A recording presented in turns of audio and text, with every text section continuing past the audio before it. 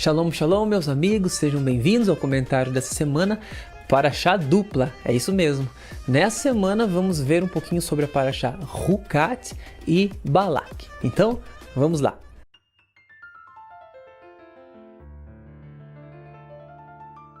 Hukat deriva da palavra em hebraico Hakika, que quer dizer gravado. Nessa Parashá, nós lemos sobre o desejo do povo judeu de habitar a terra de Israel inteira, prometida a Abraham, a ponto de um amor pela terra ter permeado totalmente seus corações e mentes, como letras gravadas na pedra. Sobre a Parashá Balak, porque ela recebe o nome de um antissemita perverso que queria eliminar o povo judeu? Várias ideias positivas podem ser aprendidas no nome dessa Parashá. E uma dessas ideias é que até mesmo os aspectos mais baixos do mundo estão incluídos na Torá. Assim, uma Parashá inteira foi chamada de Balak, indicando que até a existência dos mais perversos habitantes do mundo está incluída no plano geral da Torá para este mundo. Além disso, a Torá mostra que, basicamente, o mal somente existe para ser transformado em bem. Converter o mal em bem também é o significado profundo da promessa da vida de Mashiach aparecer na Torá aqui em Parashat Balak. Frequentemente, as duas parashot de Hukat e Balak são lidas juntas em um Shabat. À primeira vista, os temas das duas porções parecem diametralmente opostos. Hukat significa lei suprarracional, representando o nível mais elevado da observância da Torá, no qual a pessoa lealmente segue os comandos de Deus, mesmo quando eles não fazem qualquer sentido a ela. Já Balak representa os motivos perversos de um antissemita corrupto, contrário aos desejos de Deus.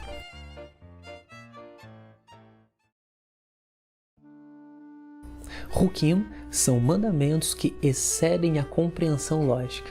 De acordo com Rashi, estes mandamentos são definidos como coisas que a má inclinação e as nações do mundo argumentam contra. De fato, existem elementos mais complexos na Torá, como o exemplo da vaca vermelha na Parashá Hukat. O mundo material é apenas o nível mais baixo da criação, ou extensão de um complexo transcendental.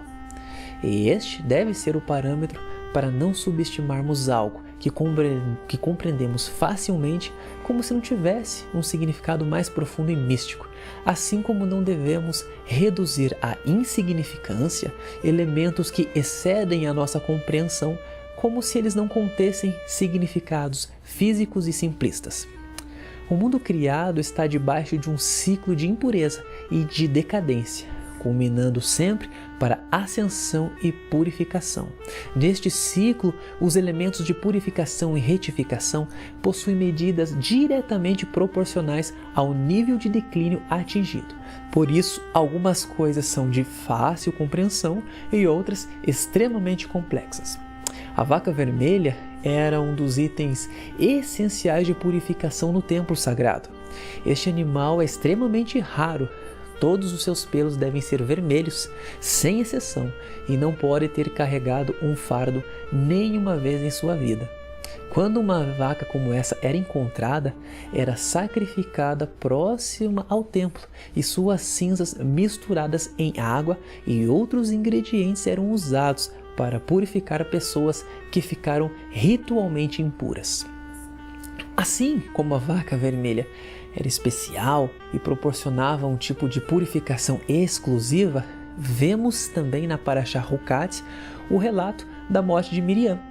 A narrativa do falecimento de Miriam segue-se às leis da vaca vermelha. A Torá une esses dois eventos para ensinar que a morte de um justo traz expiação para o povo judeu, como o fazem as águas da vaca vermelha. Assim que Miriam faleceu, Deus fez com que o poço de Miriam desaparecesse temporariamente, para que o povo percebesse que seu poço de águas fora fornecido pelo mérito de Miriam.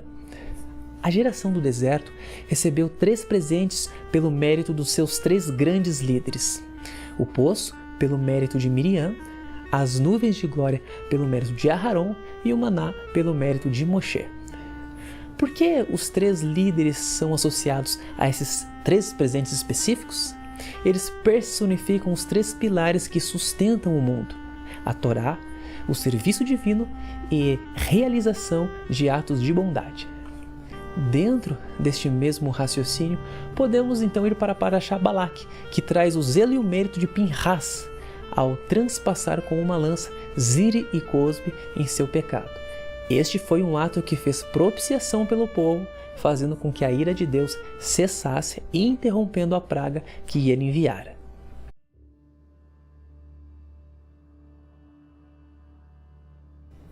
O ódio perturba a ordem natural. E Bilam levantou-se pela manhã e selou seu jumento. Certamente ele tinha muitos escravos, mas o ódio, no entanto, perturba a ordem natural. A sela feita por nosso pai Abraham, para ir e cumprir a vontade daquele em cuja palavra o mundo veio a existir, contrabalança a sela feita por Bilam para ir e amaldiçoar Israel. Naquela época, todos os reis das nações se reuniram com o ímpio Bilam e disseram a ele: é possível que Deus faça conosco o que fez com a geração do dilúvio? Bilam disse: ele não trará nenhuma inundação de fogo, nem uma inundação de água, mas o santo, abençoado seja ele, está dando a Torá ao seu povo e aos seus amados.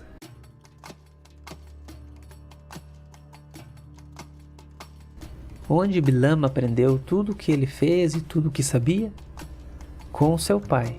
Mas nas montanhas do Oriente, na terra do Oriente, ele aprendeu os encantamentos e tipos de magia, pois nestas montanhas moram os anjos Asa e Azael, a quem o santo fez cair do céu. Ali são amarrados em correntes de ferro e revelam feitiços aos homens. Foi aqui que Bilam ganhou conhecimento, como está escrito: Balaque, o rei de Moabe, me conduziu de Aram das montanhas do leste, onde estão Asa e Azael.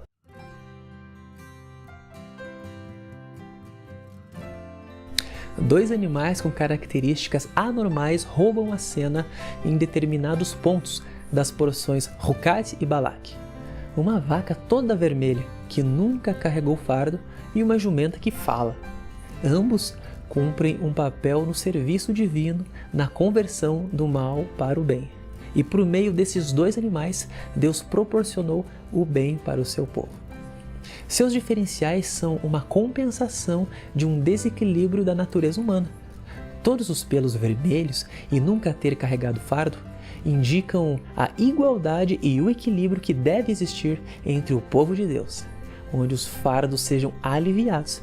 E isso só é possível através de uma natureza mansa como a da vaca. Um animal que fala indica o quanto podemos escutar a voz de Deus e não dar ouvidos, apesar de tão óbvio. E isso provém de uma natureza teimosa como a do jumento. Por isso, Yeshua se assemelha à vaca vermelha como um sacrifício, demonstrando o amor de Deus para com todos de forma igualitária. E ao montar sobre um jumento, nos traz uma lição de humildade em que até mesmo a teimosia é convertida em obediência. E dentro de outro aspecto messiânico, Ramban afirma que cada estrofe da metáfora de Bilam sobre o fim dos dias contém referências ao rei Davi e ao Messias.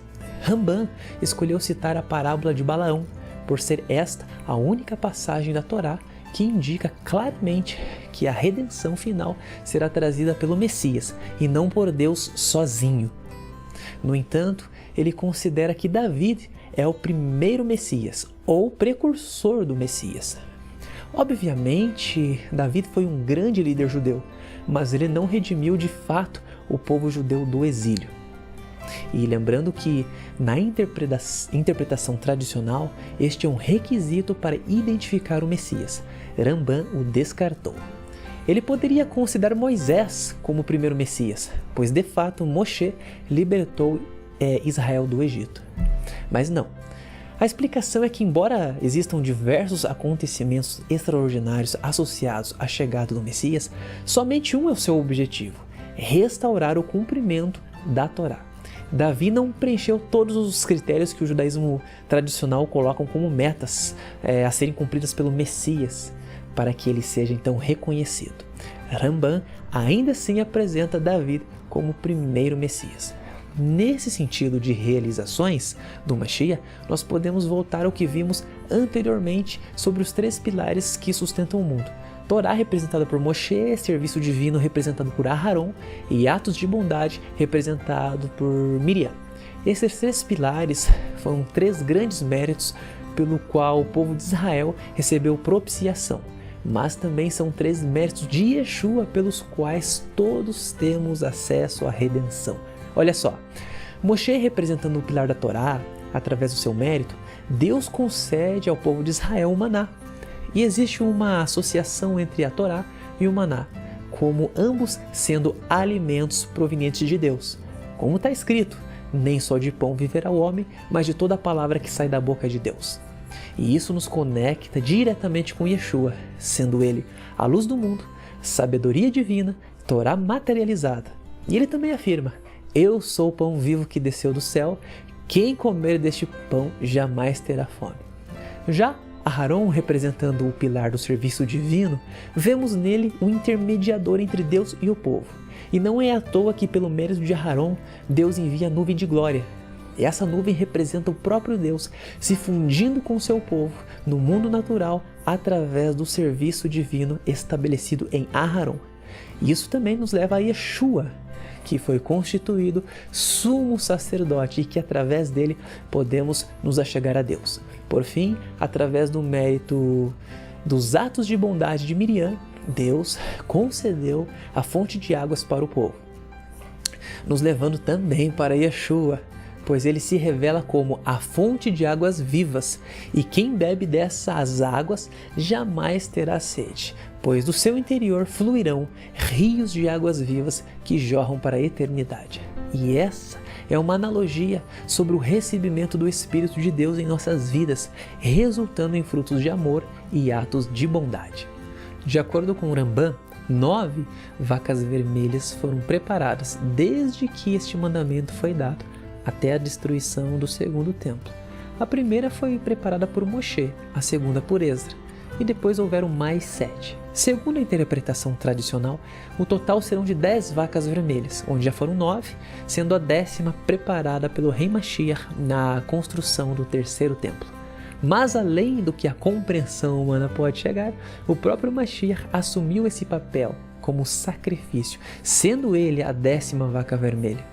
E se a propiciação é proporcional ao nível de corrupção atingida, o Mashiach tem o mérito do sacrifício definitivo, pois não há mais nada, nenhum nível que nele, Yeshua, não possa ser restaurado. Bem-aventurados aqueles que lavam as suas vestes no sangue do Cordeiro, para que tenham direito à árvore da vida e possam entrar na cidade pelas portas.